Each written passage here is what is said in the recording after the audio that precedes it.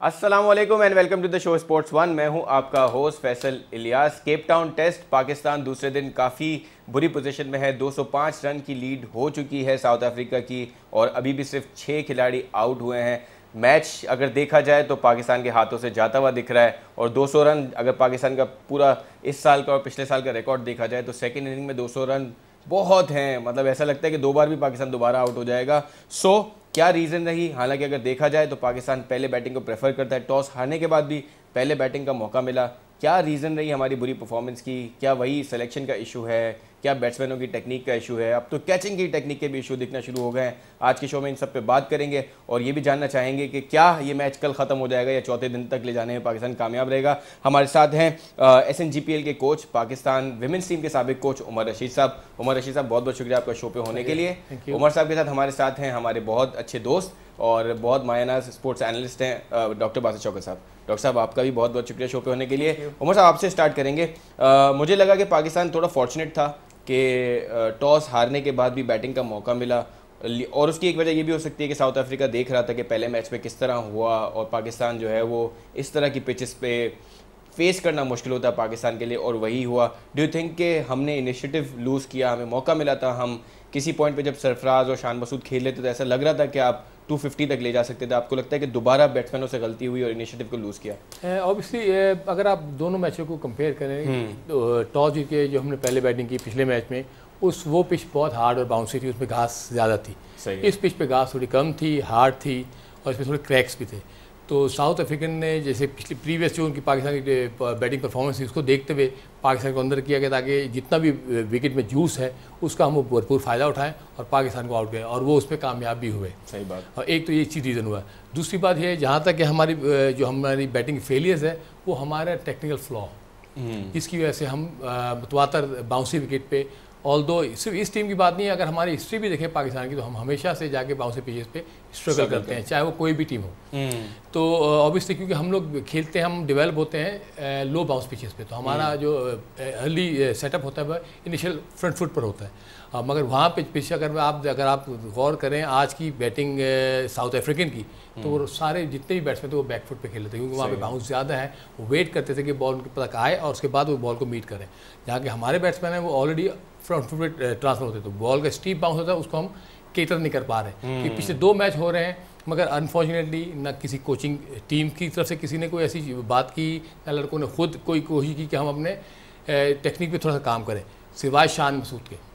शान मसूद एक wide player था जो कि बैकफुट पे खेल रहा था। अगर आप देखें तो कमेंटेटर से भी कहा और देखने में भी लगा कि वो बहुत ही कमांडिंग से खेला पिछले टेस्ट में भी और इस टेस्ट में भी। और सर उसने शायद 44 रन, कुछ 40 प्लस समथिंग रन किए उसने, लेकिन सिर्फ एक मिस्टेक की जिसपे वो बेचारा आउट हो गया। He was unfortunate. लेकिन अगर वो उसको मिस्टेक भी ना कहे, वो अच्छी जगह से बॉल थोड़ा सा बाहर निकल गया। तो क्योंकि पिच इस किस्म की है कि मुश्किल से मुश्किल होती जा रही है। सही है। तो मैं समझता हूँ कि ये पाकिस्तान के लिए, जैसे आपने बिल्कुल सही कहा कि ये 200 रन जो है ना काफ़ी पहाड़ जैसे लग रहे हैं और जिस तरह से हमारा बैटिंग का डिस्प्ले हो रहा है मैं समझता हूँ कि वो बुरी सिचुएशन है। अच्छा डॉक्टर साहब, आपसे मैं एक जनरल सवाल पूछता हूँ फिर स्पेसिफिक इस टेस्ट मैच पे आते हैं।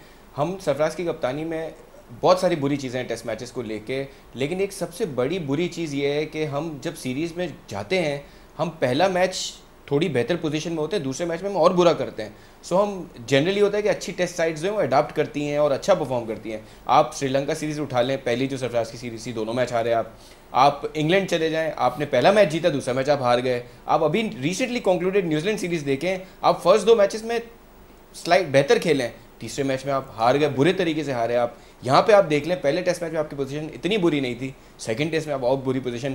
डू यू थिंक कि ये वो चीज़ है जिसको एड्रेस करना चाहिए, चाहे वो क्रिकेट कमेटी लेवल पे है, चाहे वो किसी भी लेवल पे है, कि टीम जो है वो बुरा परफॉर्म करना शुरू करती है with in the series, which is a very wrong thing. Sir, जब तक ड्रेसिंग रूम का माहौल अच्छा नहीं होगा ये सब चीज़ें होती रहेंगी। सरफराज अहमद अकेला क्या करेगा? अब तो ये प्रॉब्लम आ रही है कि सरफराज पूछा ही नहीं। एक मैं आप डॉक्टर साहब ये स्पेसिफिक जवाब आपसे चाहूंगा। मैं एक कॉलर है हमारे साथ, कराची से एक कॉलर है जी। कौन सा बात करें, क्या सवाल है? अस्सलाम वालेकुम, मुर्सलीन अजीज बात कर रहा हूँ कराची से। जी भाई, क्या सवाल है? अच्छा, मेरा सवाल ये है कि पाकिस्तानी टीम के बारे में, पाकिस्तानी टीम स्ट्रगल करती रहेगी और कब तक इस तरह से खेलती रहेगी? दुनिया की टीम कहाँ से कहाँ तक पहुँच गई है। अब अफगानिस्तान की टीम को देखें आप, ये लग रहा है कि आने वाले वक्तों में कि पाकिस्तानी टीम अफगानिस्तान से भी बड़ी मुश्किल से जीतेगी और आज आपने देखा होगा इंडिया और ऑस्ट्रेलिया का मैच, जिस तरह से पुजारा और दूसरे बैट्समैन ने सेंचुरी स्कोर की है, ऋषभ पंत ने सेंचुरी की आज, हाँ सही है, मुकम्मल तौर पर आउट क्लास कर दिया है। अगर पाकिस्तान होता तो ऐसा करता। और दूसरा ये कि इतने पैसे ले रहे हैं पाकिस्तानी क्रिकेटर, इतना पैसे ले रहे हैं, इसके बावजूद भी ड्रेसिंग रूम का माहौल खराब हो रहा है, तो ऐसा क्या वजह है, क्यों ऐसा कर रहे हैं लोग? ठीक है भैया, बहुत अच्छा सवाल है। डॉक्टर साहब पहले वो जवाब दें, फिर इसको मैं जी कंटिन्यू करते हैं कि पहले मैच में परफॉर्मेंस अच्छी होती है, बाद में प्रॉब्लम ये होती है मे बी कोचिंग स्टाफ जो है, जितना स्टाफ गया हुआ है वो उस पर एडिड प्रेशर आ जाता है सरफराज पे। जैसे अभी हमने सुना कि पहले टेस्ट में प्रॉब्लम हुई है, वो प्रेशर कोप अप ही नहीं कर सकते। यार जो आपने बातें करनी है पहले करो। आप ड्रेसिंग रूम में अगर कोई खिलाड़ी आउट हो रहा है तो प्यार मोहब्बत से समझाओ। मैन मैनेजमेंट किया है, जो मैं हमेशा कहता हूँ कि अपने सीरीज में तो अपने लड़कों को उठाओ, आप कुछ भी करो, लेकिन सीरीज में आप इतना शोर शराबा करोगे कि मीडिया पे भी आएगा, सब देखेंगे वो प्लेयर क्या करेगा। अजहर अली पे वो कह रहे हैं आप कुछ नहीं कर रहे, असद शफीक पे कह रहे हैं कुछ नहीं कर रहे। जब इतनी प्रेशर आएगा आप लड़कों को उठाओगे नहीं तो क्या होगा। अच्छा, इन्होंने बड़ी अच्छी बात की, इंडिया के प्लेयर्स की मिसाल दी। सर जब तक सिलेक्शन कमेटी और हमारे कोचिंग स्टाफ में, जिसे हम कहते हैं कि वो आगे जवाब देनी होंगे, कुछ नहीं होगा। सिफारशी प्लेयर्स आएंगे, क्या होगा। टेस्ट मैच में आप जरा देखें तो सही, हमारा ओपनिंग प्लेयर कितने तब्दील हुए हैं। ओपनिंग प्लेयर जो है हमारा, कभी अहमद शहजाद है, कभी उसके साथ इमामुल हक है, कभी अजहर अली ओपन कर रहा है, कभी ये आपका आजकल कौन है, शान मसूद ने भी ओपन किया हुआ है, कभी समी असलम ओपन कर रहे हैं, फखर जमान है, समी असलम ओपन कर रहे हैं। इमामुल हक तो कॉन्स्टेंटली खेल ही रहे हैं। तो यही तो कह रहे हैं, जब तक सिफारिशी प्लेयर्स आएंगे उन्हें कोई और नजर नहीं आता, उन्हें फवाद आलम नजर नहीं आता। स्पोर्ट्समैन क्यों इस वक्त पाकिस्तान का नंबर 1 स्पोर्ट्स प्रोग्राम है, क्यों है? इसी वजह से कि हम लोग आके बात करते हैं, हमें तो टेंशन नहीं है ना किसी की। वो प्लेयर बेचारा बोल नहीं सकता। अभी फवाद आलम ने बोला है भाई कि जब वो टीम में थे मिसबाउल हक और यूनुस खान, तब मुझे कहते थे बेटा अभी ये है, जब वो जाएंगे आपका नंबर आएगा। अब तो वो है नहीं, फिर भी प्रॉब्लम आ रही है। I agree with your point. और हमने उमर साहब अगर आप थोड़ी रोशनी डालें, हमने इंजमामुल हक को ये कहते सुना था, हम बड़ा एक्सपेक्ट करते थे कि इंजमामुल हक बड़े ऑनेस्ट होंगे, बड़ा परफॉर्मेंसेस को बड़ा वो रेट करेंगे, लेकिन उन्होंने एक अपने इंटरव्यू में कहा था कि फवाद आलम हमारे प्लान्स में है लॉन्गर फॉर्मेट में। वो कौन से प्लान में सर, वो हमें समझ क्यों नहीं आ रहा? एक्चुअली ये इसी बात को थोड़ा मैं कंटिन्यू करूंगा, जैसे इन्होंने बात की ड्रेसिंग रूम का माहौल, और वो माहौल बनाता है कोच। अगर आप हमारे मिकी आजर का फेशियल एक्सप्रेशन देखें जब टीम में कोई भी मिसहैप्स होते हैं, वेरी बैड, वो तो ऑब्वियसली हमारे कप्तान के भी ऐसे एक्सप्रेशन वो सारा इफेक्ट। साहब अगर आप अलाउ करें कॉलर ले लूं, कोहाट से हमारे साथ एक कॉलर हैं। कौन साहब हैं, क्या सवाल है? जी मोहम्मद आसिम बात कर रहा हूँ कोहाट से। जी आसिफ साहब। सर मैंने ये कहा कि ये अजहर अली और असद शफीक, इनको ये लोग बार बार मौका देते हैं। ये पहले फर्स्ट सेकंड पे ये अच्छे बैटिंग करते हैं, फिर दूसरे में बिल्कुल जीरो हो जाते हैं। क्यों? ये कि 30 से ऊपर स्कोर करते हैं अपने आप को पक्का करने के लिए, फिर टीम की परवाह नहीं करते। इससे बेहतर ये अगर इनको बिठाया जाए तो वो बेहतर होगा। ठीक है, हमें और बोझ नहीं लेना चाहिए। हमें यूनुस खान और मिसबाह की जगह भी ये पूरे नहीं कर सकते कि किसी नए लड़कों को चांस दे, जैसे आबिद अली हो गए, साद अली हो गए, बहुत अच्छे लड़के हैं लेकिन उनको नहीं देते। ठीक है आसिफ साहब, गुड क्वेश्चन। ये हम उमर साहब से ये समझ लें इंजमामुल हक साहब के बारे में कि जो सिलेक्शन वो कह रहे थे कि कुछ लोग मेरे प्लान्स में हैं, वो क्यों सिलेक्ट नहीं हो रहे। उसके बाद इस चीज़ का भी जवाब लेते हैं कि हमने शान मसूद जैसे प्लेयर को, जो यहाँ बेंच पे बैठने गया था, हारिस फिर अचानक से इंजर्ड हुआ, हाँ ये इन होते हैं शान मसूद, और पूरी दुनिया ये कहने लगी he is the best batsman that Pakistan is having right now on these pitches, जब बाउंसी पिचेस। हारिस अगर इंजर्ड नहीं होते तो ये तो खेलता ही नहीं, साद अली की तरह ये भी 12 मैन की तरह वापस आए थे पानी में। रशीद सारे सिलेक्शन के सवाल हैं, we want your point of view. बिल्कुल बिल्कुल, ये मैं इस पे बहुत बड़ा बिलीवर हूँ कि हमारी जितनी भी सिलेक्शन होती हैं वो बहुत शॉर्ट टर्म पे होती हैं। तो हम देखते हैं कि कोई भी टैलेंटेड प्लेयर नजर आता है, हम उसको फौरन फास्ट ट्रैक करते हैं। तो मेरी नज़र में विच इज़ रॉन्ग, ये अनफेयर है उन प्लेयर्स के लिए जो मुतवातर डोमेस्टिक में परफॉर्मेंस करते जा रहे हैं। इससे उनका कॉन्फिडेंस डाउन होता है, और प्लस लोगों में फियर पैदा होता है, और फिर दूसरे लोग भी ऐसे कोशिश करते हैं कि मैं किसी ना किसी तरह से एक मैच खेलने के बाद ऊपर चले जाऊँ। तो ऑब्वियसली ये इक्वालिटी और ये जो हमारी जिसको कहते हैं पसंद नापसंद वाली चीज़ है, इसकी ऐसे ये अभी की बात नहीं, ये हमारा अक्सर चलता आ रहा है। सही है। इस चीज़ को हमें एड्रेस करना पड़ेगा, हमें सिंसियरिटी से सिलेक्शन करनी पड़ेगी, और हमें अपने डोमेस्टिक क्रिकेट के जो परफॉर्मर्स है ना उनको हमें वेटेज देना पड़ेगा, क्योंकि वो परफॉर्मेंस मुतवातर करते जा रहे हैं, उन्हें चांस नहीं मिलता, तो क्या होता है आप फिर परफॉर्मेंस कहते हैं कि डोमेस्टिक क्रिकेट ठीक नहीं है। ठीक है डॉक्टर साहब, कितना सही है कॉलर्स का ये कहना, आवाम का ये कहना कि भाई अजहर अली और असद शफीक जो है वो नहीं रिप्लेस कर पा रहे, आपके मिडिल ऑर्डर को नहीं सेटल कर पा रहे, वो रिप्लेसमेंट नहीं है आपके यूनुस खान और मिसबाउल हक की। Do you agree with that point? Callers भी अपनी जगह ठीक है, लेकिन मैं दोबारा वही बात करूंगा, हमारा कोच ठीक नहीं है। जब तक प्लेयर को कॉन्फिडेंस नहीं देंगे प्लेयर मोटिवेट नहीं होगा, वो परफॉर्म नहीं करेगा। जितना अच्छा प्लेयर है, कॉन्फिडेंस नहीं देगा, कुछ नहीं करेगा। इमरान खान क्या कह रहा था? लेकिन सर आप मुझे एक बात बताएं, आप एक प्रोफेशनल हैं, अगर आपका बॉस, अगर आपका मेंटोर या जो भी है, जो आपकी मैनेजमेंट में है, अगर वो आपको कॉन्फिडेंस नहीं देगा, आप परफॉर्म नहीं करेंगे क्या? Sir it's there duty. 20 crore आवाम में से 11 बंदे सेलेक्ट हुए हैं जो मुल्क के लिए खेल रहे हैं। उनकी ड्यूटी कोच आपका जो भी करता रहे, he will eventually go out. उनकी ड्यूटी तो है, लेकिन अगर हम अजहर अली और असद शफीक को निकाल देंगे तो फिर इमामुल हक जैसे लोग आते रहेंगे, फवाद आलम जैसे फिर भी नहीं आएंगे। तो उससे बेहतर है कि ये खेलता रहे।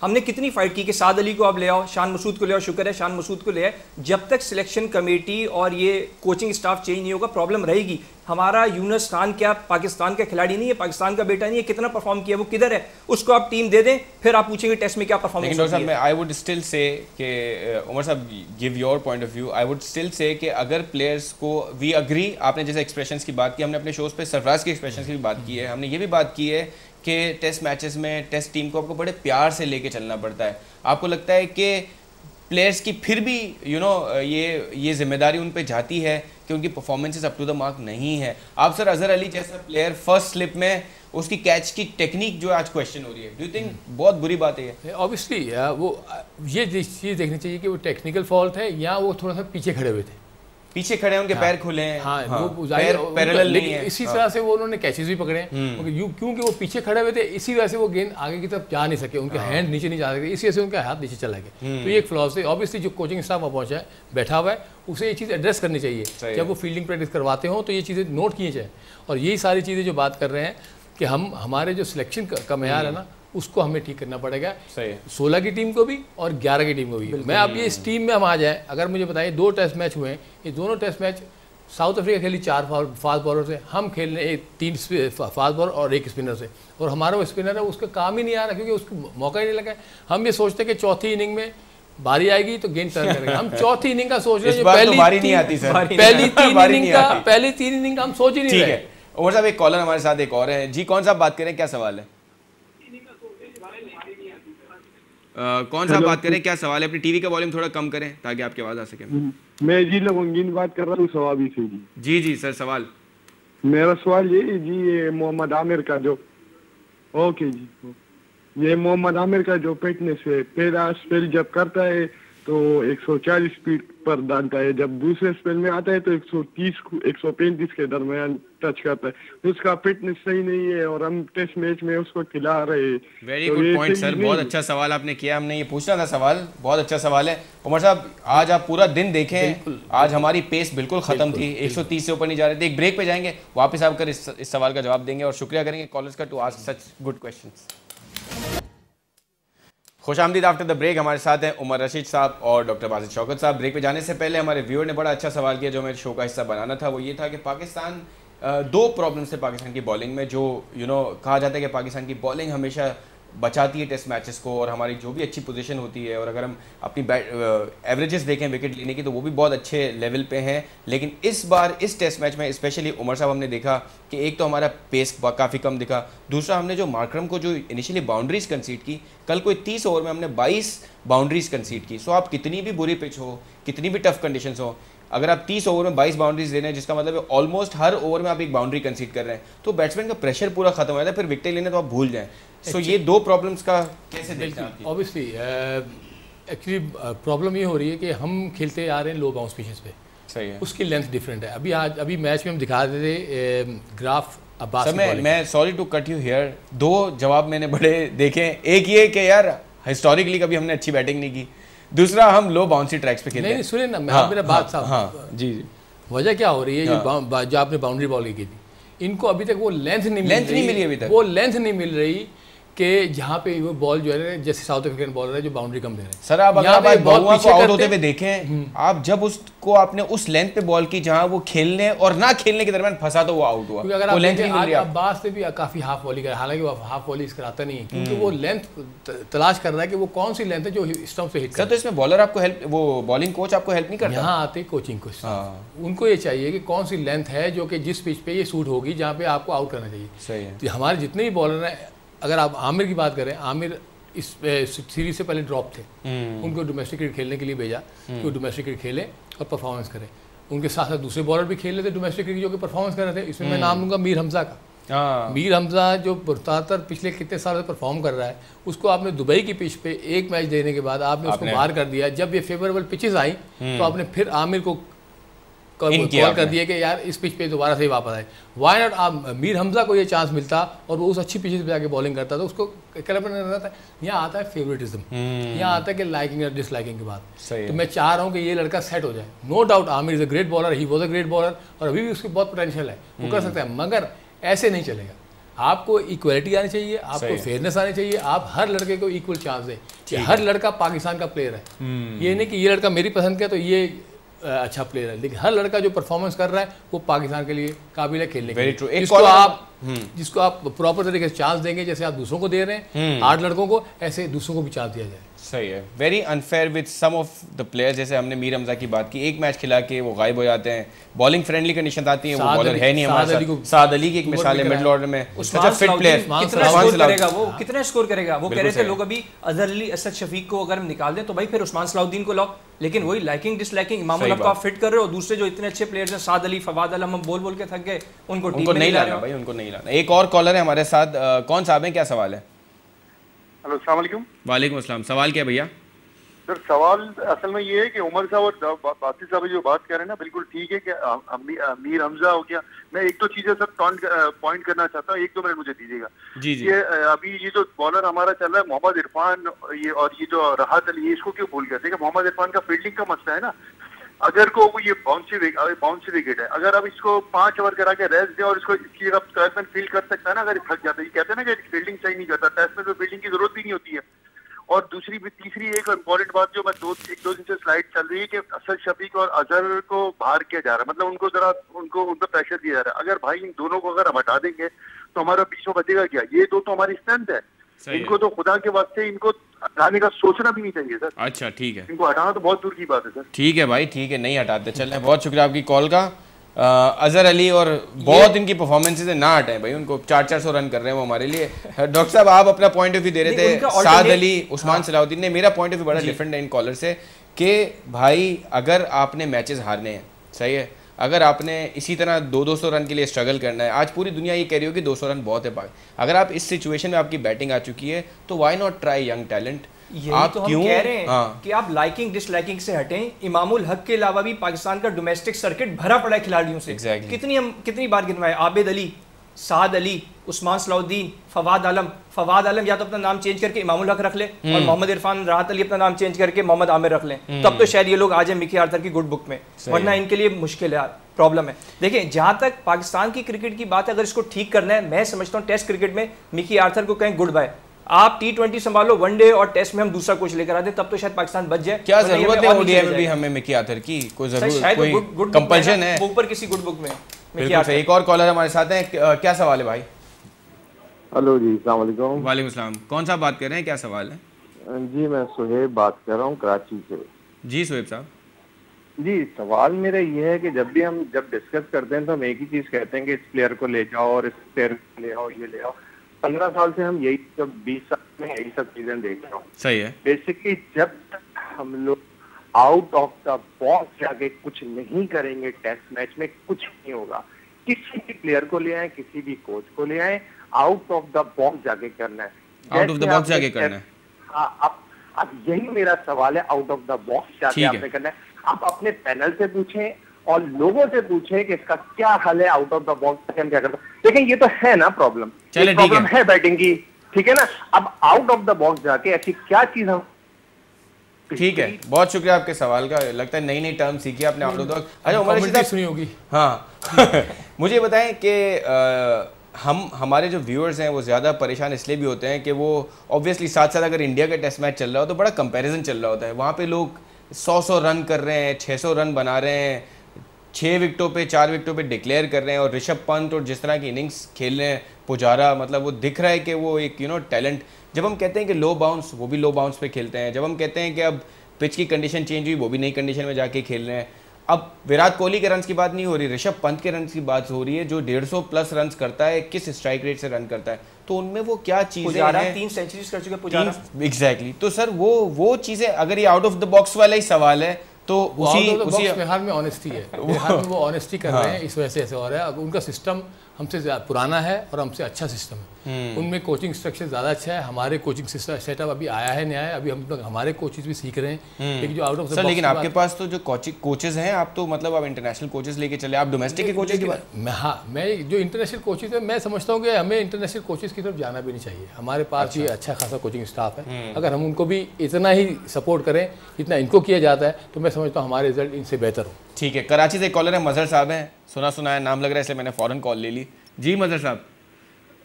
थैंक यू जी मजहर साहब, सवाल।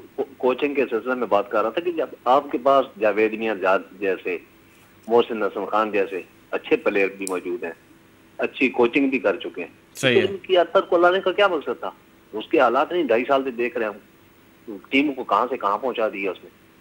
ठीक है मजहर साहब, गुड क्वेश्चन। हम इसी पे बात कर रहे थे। उमर रशीद साहब, डू यू थिंक कि अब हमें ये रियलाइज कर लेना चाहिए कि हमें फॉरेन कोच नहीं चाहिए? टॉप लेवल पे अगर आप चाह रहे पाकिस्तान टीम में ये आगे कोचिंग करेंगे तो मेरे ख्याल में इनका इतना फायदा नहीं होगा जितना इनको नीचे जाके काम करना पड़ेगा। सही है। मैं अक्सर ये कहता हूँ कि हमारे जितने सुपर स्टार हैं ना, इनको रीजन में आगे कोचिंग करनी चाहिए, क्योंकि यही लोग क्रिटिसाइज करते हैं हम जैसे लोगों को कि इन्होंने कोचिंग पाकिस्तान टीमों को प्लेयर्स नहीं दिए। अगर हमने नहीं प्लेयर्स दिए तो आप नीचे आए, आप नीचे आए काम करें, आप रीजनों की कोचिंग करें, जो बच्चे नए ग्रास रूट लेवल पे आ रहे हैं उनको प्रॉपर कोचिंग दें ताकि ऊपर आके वो सिस्टम हो। जैसे अगर आप इंडिया की बात करते हैं, हम कंपैरिजन करते हैं, तो अभी राहुल द्रविड़ रिसेंटली रिटायर हुए, उन्होंने अंडर 19 की कोचिंग ली। तो वाई नॉट हमारे जितने सुपरस्टार है, ये क्यों पाकिस्तान की टीम की ही कोचिंग चाहते हैं? वाई नॉट कम आए, रीजनों में आके कोचिंग करें और हम लोग के साथ काम करें, हमें बताएं कैसी कोचिंग होती है, हम करने के लिए तैयार है। मगर मसला ये है कि हम एक दूसरे को म्यूचुअल रिस्पेक्ट नहीं देते, हम एक दूसरे पे उंगलियां उठाए जाते हैं। जब हम हारते हैं तो हम हर एक के ऊपर खींचते हैं, जैसे हम अभी बात कर रहे हैं, यही सारी चीज़ें होती हैं। इसी तरह कोचिंग के ऊपर भी यही होता है, जो हमारे सुपर स्टार्स हैं वो हम लोगों को क्रिटिसाइज करना शुरू कर देते हैं कि इन्होंने कितनी क्रिकेट खेली है, इनको क्या आता है, सिर्फ कोशिश करने से कुछ नहीं होता। को आप भी आगे कोशिश करके काम तो करें नीचे, कोशिश करने से भी कुछ नहीं होता, खेलने से भी कुछ नहीं होता, काम करने से कुछ होता है। पहले आगे नीचे काम तो करें, हम नीचे काम नहीं करेंगे लेकिन टीवी चैनल्स पे आके बैठ के जरूर बात करेंगे। लेकिन सर जो पाकिस्तान का कोच है इंटरनेशनल जो है मिकी आर्थर, उसको क्या काम आता है? अभी ये ग्रीन टॉप विकेट है, यहाँ आप 4 पेसर्स खिला सकते थे, आपने यासिर शाह को खिला दिया। श्रीलंका के खिलाफ पाकिस्तान टेस्ट सीरीज हारा, वहां पे ये साहब कहते हैं जी मैंने तो कभी 2 स्पिनर खिलाई नहीं, तो इसको किस चीज़ का पता है? वहां पाकिस्तान बुरी तरह हार गया, अब उसके बाद उसने सीखा, फिर यहाँ जो भी सीरीज हुई है वहां इसने 2 स्पिनर खिलाए, तो इनको भी कुछ नहीं आता।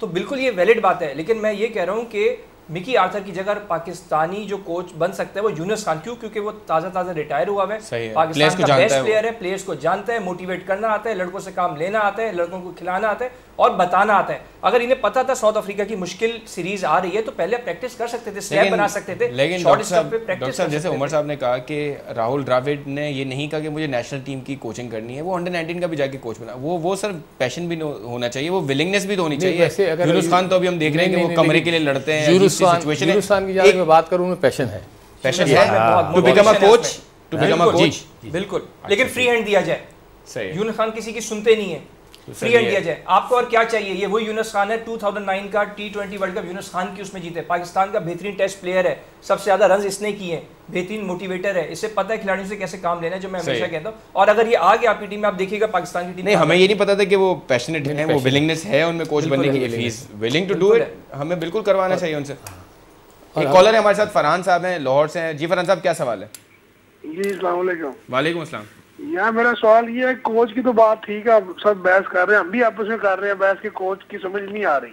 सही है, पर मैं ये चाह रहा हूँ कि टीम की जो सिलेक्शन है उसमें भी कोई बात करें ना आप लोग, कि जिस तरह फवाद आलम हो गया, उसके बाद हमारा बट को चांस दे, आमर को दे दिया, बट को क्यों नहीं चांस दे रहे? सही है, बिल्कुल मेरे हिसाब से वो टेस्ट के लिए बेस्ट टेस्ट है पाकिस्तान, जो ओपनिंग स्टैंड आप लोगों को दे सकता है। वेरी गुड क्वेश्चन, फरहान साहब पूछ लेते हैं। बिल्कुल, हमने ज्यादा सिलेक्शन पे बात की तो कॉलर ने बोला आप इसी में बातें कर रहे हैं। 15 साल से इतनी बात की है, लोग कहने लगे फवाद आलम तो ये शो नहीं कराता, और हम कितनी बात करें, हम तो मेरिट पे बात करते हैं, जो भी मैं बात कर रहा हूं। एब्सोल्युटली। जहां वो बात करूंगा सिलेक्शन। उमर साहब अगर हम सलमान भट्ट की बात करें, उन्होंने रिसेंटली एक स्टेटमेंट दिया है कि शायद आफरीदी ने मेरा करियर खत्म किया, उस पर बात करेंगे एक ब्रेक के बाद। खुशामदीद आफ्टर द ब्रेक। हमारे साथ हैं उमर रशीद साहब और डॉक्टर बासित शौकत साहब। ब्रेक पे जाने से पहले हम बहुत सारी बातों पे बात कर रहे थे और जिस तरह का हमारा रिस्पॉन्स है व्यूअर्स का इज़ आउटस्टैंडिंग, कॉल्स पे कॉल्स आ रही हैं और हम उसी डिस्कशन को कंटिन्यू रखेंगे बिकॉज जाहिर है पाकिस्तान की परफॉर्मेंस जब बुरी होती है तो लोगों के दिल जो नो भारी होते हैं और वो हमें कॉल करके दिल हल्का करते हैं। डॉक्टर साहब अगर आपसे दोबारा स्टार्ट करें, अगर ये कहना कितना गलत होगा बिकॉज हमें भी सबको लगा है, जो आपने भी मिसाल दी श्रीलंका के अगेंस्ट हमने 2 स्पिनर्स नहीं खिलाए, हमने असगर को चांस नहीं दिया, आखिरकार हमने प्रूव किया कि जो सिलेक्शन कमेटी हमें असगर दे रही है एज ए स्पिनर उसको हमने बॉलर नहीं बनने दिया। हमने मीर हमजा की बात की, हमने उस्मान सलाउद्दीन की बात की, हमने बारहा फवाद आलम की बात की है। डू यू थिंक कि सरफराज के लिए ये अनफॉर्चुनेट रहा कि एक पैशनेट कप्तान, एक प्रोसेस से आया हुआ कप्तान, लेकिन वो सिलेक्शन के ब्लंडर्स की वजह से आज भी हमने देखा, हम मिकी आथर को थोड़ा सा वो कह रहे हैं कि बुरा है सिलेक्शन में, लेकिन यासिर शाह को खिलाने को उन्होंने भी डिफेंड किया कि हम यासिर शाह को खिलाएंगे। हमने देखा कि साउथ अफ्रीका ने महाराज को नहीं खिलाया। डू यू थिंक सिलेक्शन इतना बड़ा आलू बन गया सरफराज के लिए कि वो उनकी कप्तानी लेके चला जाएगा? इसका जवाब लेंगे। I am extremely sorry, Dubai से एक कॉलर है हमारे साथ। कौन साहब है, क्या सवाल है? अस्सलाम वालेकुम जी। वालेकुम सलाम। फैसल यार, मैं ये समझता हूँ कि टीम में 2 तरह की चीजों का सकता सर थोड़ा जोर से बोलना पड़ेगा आपको, टीवी का आवाज थोड़ा स्लो करना पड़ेगा, आवाज आपकी नहीं आ रही। अच्छा, टीवी का आवाज ऑलरेडी स्लो है। जी जी, सवाल पूछें प्लीज। एक तो प्लानिंग का फुकदान है कि नंबर 1 जैसे pitch, that should also be the part of the planning. Her player को अवेयर होना चाहिए, अगर उसको नहीं पता डिफरेंट पिचेस पे कैसे खेलना है तो फिर वो प्लेयर नहीं होना चाहिए हमारी नेशनल। बहुत अच्छा सवाल है। मेरा भी बिल्कुल मानना है कि कोच कितना बुरा सही, मैनेजमेंट कितनी बुरी सही, as a player you represent Pakistan, you have to know your duty. आपको अपना काम करना है। अजहर अली को कोई सिखाएगा कि स्लिप में खड़े होकर कैच कैसे लेते हैं? भैया मतलब आप क्रिकेटर हैं यार। मेंटल फिटनेस ठीक है भैया, गुड क्वेश्चन, हम इसका जवाब लेते हैं। बहुत अच्छा सवाल है आपका। डॉक्टर साहब पहले वाले सवाल का जवाब दे दें, फिर इस सवाल का जवाब दे देंगे। प्लेयर कितने रिस्पॉन्सिबल हैं? भैया आप 20 करोड़ में से एक प्लेयर निकले हो जिसके लिए लोग जिंदगी गुजार देते हैं टीम का हिस्सा बनने के लिए। Why are you not taking the responsibility? Asad Shafiq को क्या हो गया है? हारिस सुहेल को क्या हो गया है? क्यों इंजर्ड हो गए वो एक दिन पहले, वरना वो टूर पे जाते नहीं? मतलब अजीब सी सिचुएशन है टीम। सर यही तो बात कर रहे हैं कि अगर इन्होंने उस्मान सलाउद्दीन, साद अली या आबिद अली को चांस दिया होता तो इन खिलाड़ियों पे भी प्रेशर रहता। अब इन दोनों को पता है कि हम सीनियर प्लेयर हैं, कुछ भी करें हम खेलेंगे, तो इन पे प्रेशर ही नहीं है। उन बेचार इमामुल हक के सिवाय कोई नई टैलेंट कोई आगे आने नहीं देते। और थोड़ा जो मैच्योर प्लेयर है, तजुर्बेकार प्लेयर है फवाद आलम, उसको भी नहीं आने देते, उसके साथ पता नहीं क्या है। तो जब तक ये कॉन्फिडेंस दूसरे खिलाड़ी को नहीं देंगे, टीम के अंदर कंपटीशन नहीं लाएंगे, प्रॉब्लम होगी। जिस तरह वनडे में हमारी बॉलिंग में कंपटीशन है, इतने ज़्यादा प्लेयर्स आगे हैं तो कोई प्लेयर सही परफॉर्म नहीं करता तो दूसरा आ जाता है। इसी तरह टेस्ट में भी इन्हें रखना पड़ेगा। प्लेयर के पीछे कहते हैं प्लेयर लगाओगे तो अगला परफॉर्म करेगा। आपको लगता है कि सरफराज की कप्तानी को जो लेके डूबा है वो बैड सिलेक्शन है? Do you think that is the right comment? Sarfaraz को एक तो मेरा ख्याल है उसे ये नहीं, इख्तियार ही नहीं है कि वो खुद कुछ कर सके। अगर उसे इख्तियार नहीं है कि अपनी तरफ से डिसीजन ले सके, प्लेयर्स को खिला सके, टीम बना सके। डॉक्टर साहब हम ये कहते हैं कि सरफराज हर चीज़ को इंडोर्स करते हैं। श्रीलंका में 2 स्पिनर्स नहीं खिलाए, he was fine with it. यहाँ पे उन्होंने यासिर शाह को खिलाया, he was fine with it. तो जिम्मेदारी तो सरफराज पे भी जाती है। बिल्कुल जाता है, लेकिन मुझे लग रहा है कि दोनों की मेंटालिटी मैच नहीं कर रही है, कोच की और कैप्टन की। तो सरफराज के लिए मैं सर दोनों के एक्सप्रेशन एक जैसे हैं, दोनों एक साथ बैठ के बातें भी करते हैं अंग्रेजी वो सर में। मीडिया के लिए मेरे ख्याल से दिखाने के लिए हो रहा होगा, लेकिन अभी जो अंदर की खबरें कि दोनों में प्रॉब्लम रिफ्ट है, प्रॉब्लम चल रही है। और हो सकता है सरफराज की एज अ कैप्टन ये शायद लास्ट सीरीज साबित हो। ओए ये तो टिकर दे दिया है, हेडलाइन दे दी है डॉक्टर बासित शौकत ने स्पोर्ट्स 1 के प्लेटफॉर्म से। एक कॉलर है, फिर उमर रशीद आपकी तरफ आते हैं। जी कौन साहब है, क्या सवाल है? कौन साहब है, क्या सवाल है? ऑलराइट, सो उमर साहब same question. Do you think के सिलेक्शन का जो फ्लॉ रहा है हमारा, हमने देखा एशिया कप में हमने एक्सेप्ट किया कि हमसे गलती हुई है, फ़ौरन हमने हफीज़ को टीम का हिस्सा बनाया, वो भी हमें एक तरह से बैकफायर किया, इतने सारे मैचेस खिलाए, एक उन्होंने सेंचुरी मारी, न्यूजीलैंड सीरीज हरा के वो रिटायर हो गए। सो डू यू थिंक के सिलेक्शन इतना बड़ा प्रॉब्लम हुआ कि वो इंजमाम उल हक से तो कोई सवाल नहीं पूछता, लेकिन सरफराज के लिए सब कुछ बुरा हो गया इसकी वजह से? ऑब्वियसली एज ए कैप्टन जब आप टूर पे चले जाते हैं तो आप मेन पर्सन होते हैं जो कि टीम में सिलेक्शन के होते हैं, आप और कोच और जो भी सिलेक्शन कमेटी का मेंबर होता है उसमें, तो इनकी ड्यूटी होती है सिलेक्शन कमेटी में। वाकई बड़े बड़े ब्लंडर्स हुए हैं, दुबई में ब्लंडर्स हुए, ख़ास तौर पे अभी ये 2 मैचेस थे इसमें ब्लंडर्स हुए हैं। मुझे ये समझ नहीं आ रही कि इस पिच पे जब आपको इतने बड़े बड़े क्रैक्स नज़र आ रहे हैं, फ़हीम अशरफ क्यों नहीं है? Why not? वो मैं यही अभी बात कर रहा हूँ कि भाई ऑलराउंडर अगर वो एज ए कैटेगरी खेल रहे हैं, ऑलराउंडर आप जितने भी ऑलराउंडर्स आए हैं वो 6ठे नंबर पे बैटिंग करते हैं और बॉलिंग करते हैं साथ।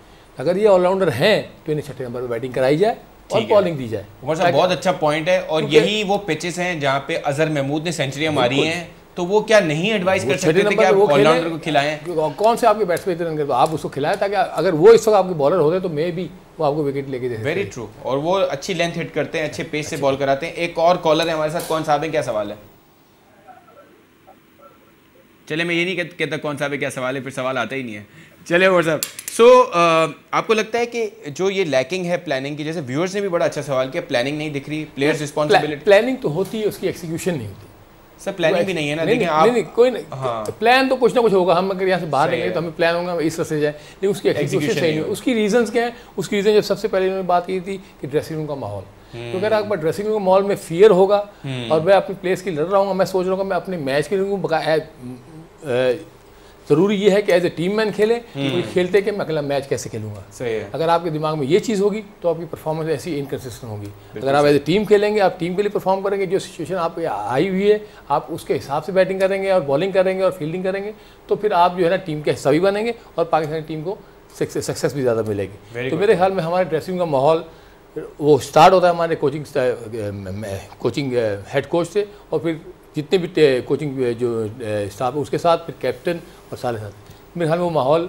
वो हमें टीवी पे नजर नहीं आता। बिल्कुल सही। बहुत ज़्यादा एग्रेशन है। हेड कोच ने सोहेल खान को खराब कर दिया। इन पिचेस पे सोहेल खान बहुत अच्छा साबित हो सकता था। वो कहता है जी आप बात के ओवर नहीं कर सकते हो, तो आमिर खान वो मोहम्मद आमिर क्या कर रहा है, शुरू में 140 करता है, फिर 130 पे आ जाता है। अच्छा साहब, ये बताएं, यासिर शाह को खिलाना वाज अ मिस्टेक। आपको लगता है कि हसन अली को ड्रॉप करना was also a mistake, because he was the one जो हु जनरेट कर रहे थे पेस, थोड़ा सा वो प्रेशर में डाल रहे थे। एक और भी चीज़ मैं आपको बताऊं, देखिए जो क्रैक्स है ना, वो है राइट आर्म फास्ट बॉलर के लिए, और आपके दोनों लेफ्ट आर्म बॉलर अपनी नेचुरल लाइन से हट के राउंड द विकेट बॉलिंग कराते रहे, तो एक ये भी वजह थी कि हमने बाउंड्री बॉल्स बहुत दी। यहीं पे हसन अली। एक और कॉलर है डॉक्टर साहब, इफ यू अलाउ अस। कौन साहब है, क्या सवाल है?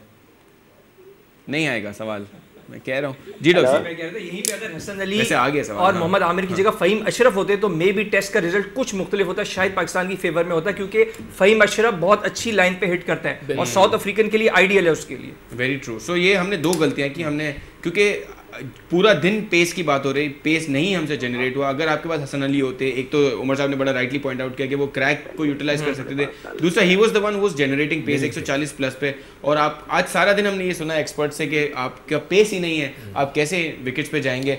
उमर साहब, what is the way forward? अब हम, मेरे ख्याल में हम इस टेस्ट मैच में डू यू थिंक कि कुछ बाकी है हमारे लिए? ठीक है, अगर as a coaching point of view में बात करूँ तो ऑब्वियसली एज ए कोच उनको मोटिवेट तो करना पड़ता है, चाहे जो भी हो इनको जल्दी से आउट करें और कोशिश करें कम से कम 100 रन ऊपर करें, जो लगता बहुत मुश्किल है जैसी हमारी परफॉर्मेंस पिछली चल रही है। लेकिन मैं मोटिवेट तो करूँगा अपनी टीम को कि भाई कोई ना कोई चीज़ आप नई तो चीज़ कर सकते, चाहे जितना भी बुरा खेल रहे हैं आपको अच्छा दिन तो आना है, क्योंकि आप प्लेयर्स हैं, आप इंटरनेशनल प्लेयर हैं, तो आपको करना पड़ेगा। और वो ये केपेबल है, ऐसा नहीं कि उन्होंने कभी नहीं किया। उमर साहब, ये कोच ये भी तो कह सकते हैं कि ऐसी सिचुएशन से आप मैच हारे हो तो साउथ अफ्रीका भी हार सकता है।